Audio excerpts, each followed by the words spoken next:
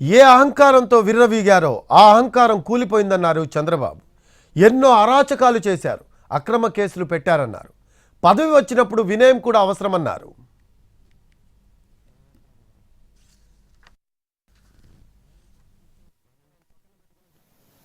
ఏ అహంకారంతో విర్రవీగిపోయారో ఆ అహంకారం కూలిపోయింది.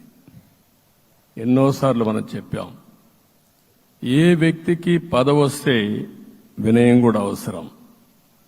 పదవి వచ్చిందని విర్రవీగిపోయి రేపనేది లేకుండా ఉంటుందనుకుంటే మాత్రం ఇదే జరిగే పరిస్థితి వస్తుంది. అయితే మీ అందరినీ నేను కోరేది ఒకటే, ఇవన్నీ ఒక కేస్ స్టడీగా మీరందరం స్టడీ చేసుకోవాల్సిన అవసరం ఉంది. ప్రజలు బూతులు మాట్లాడే నేతల్ని, అరాచక శక్తుల్ని, అవినీతి పరుల్ని చూశారు. పాలకులంటే ఎలా ఉండాలో చూశారు.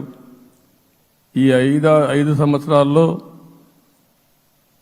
పాలకుడు ఎలాంటి వాడు వచ్చి అర్హత లేని వ్యక్తి ఏ విధంగా ఉన్నాడో చూశారంటే, ఈరోజు ఇచ్చిన తీర్పు ఈ 5 ఏళ్లు పరిపాలించినటువంటి వ్యక్తి యొక్క ప్రవర్తన చూసిన తర్వాత ఇలాంటి వ్యక్తి పాలనకు పనికిరాడనే ఉద్దేశంతో ఓట్లు చేసే పరిస్థితికి